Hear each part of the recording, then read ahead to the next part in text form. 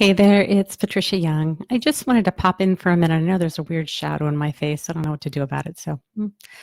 I wanted to talk to you about something that happened in one of the HSP groups today that we're just about at the end. So we were reflecting on the changes that people have made. One of the things that one of the members talked about is how important it's been to really understand the traits of being a highly sensitive person, being able to name them, and how it really, I don't know how to explain this, how it kind of separates itself from who we are. So my question was, so is the difference if somebody says like, oh, you're so sensitive, and we feel like, oh, I'm so sensitive, it feels like it's who we are. But when we can come back and go like, I'm okay how I am. I have strong feelings about things, that it separates that sense of like who we are is not okay, and that I'm really struggling with the language, but being able to know that like how I show up in the world is really okay. And yes, I am sensitive to bright lights and loud noises. And yes, I'm a deep thinker. So if somebody says like, oh, you think too much, the difference of going like, oh, I think too much, I analyze too much. It's like, yeah, I'm very discriminating in how I process information. I take in lots of information. I'm a great problem solver. I'm great at troubleshooting. So it's kind of a combination of understanding what the traits are, naming the things that we think are our perceived weaknesses. I'm too sensitive, I'm too dramatic, I'm too intense, I'm too picky, and seeing what the corresponding strengths are, and then really starting to own that, so that when we get messages from other people of like, oh, you're so picky, it's like, no, I'm just really clear about what works for me and what doesn't work for me, that it changes it from feeling like there's something that's wrong with us to who we are is okay. And these are traits, and each trait has a corresponding strength. Hey, Shannon. Hey, Jose. So I'm just really feeling excited. It's always really excited. It's always very exciting to be able to work with people, to have them trust me, to show what their process is, and then to see this amazing growth. And then the other thing that happened in group today, which the topic today was communication, authenticity, and vulnerability. And one of the people was sharing, and the other person was looking down and not making eye contact online. And so the person said like, hey, I feel like you're not paying attention. This really gave us an opportunity to talk about how, based on our wounding, we often make up a story in our head. So as we explored this, the person said like, I feel like I don't matter when I'm talking and people don't look at me.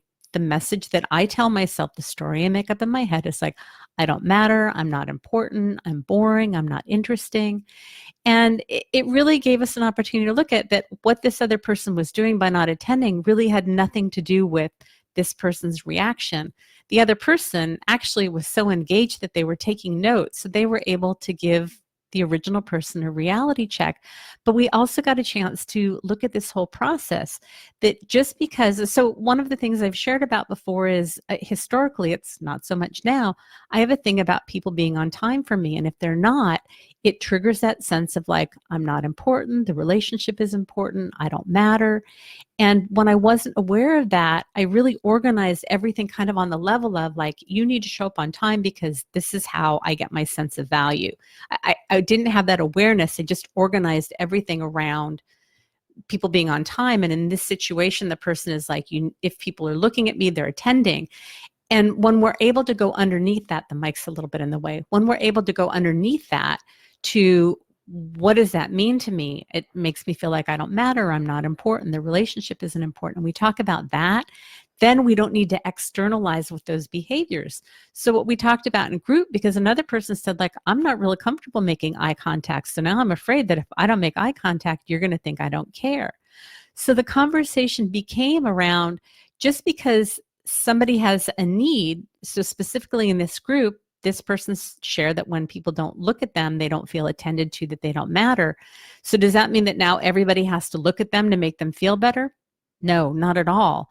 That we can all show up to relationships in ways that work for us. And in this situation, what I can say to this person is like, I really want you to know that I value you. I value the relationship.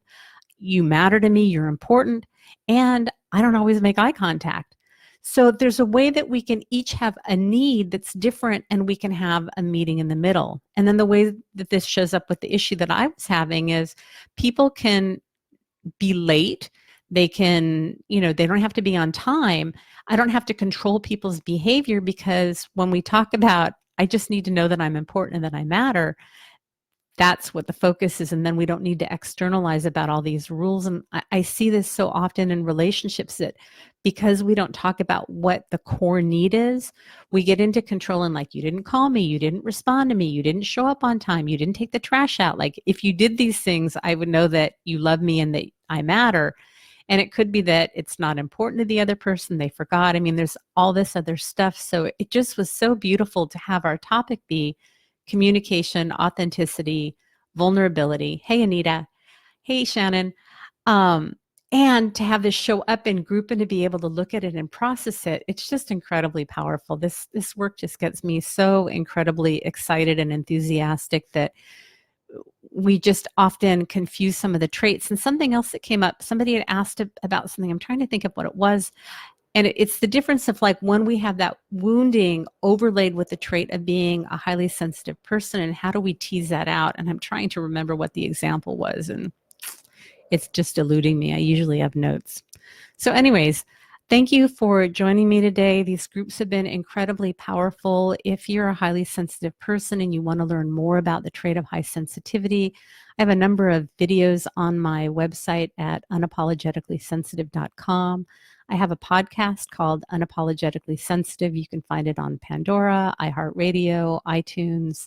You can also find podcast players on my website. Remember, sensitivity is nothing to apologize for. It's our superpower. Have a blessed day.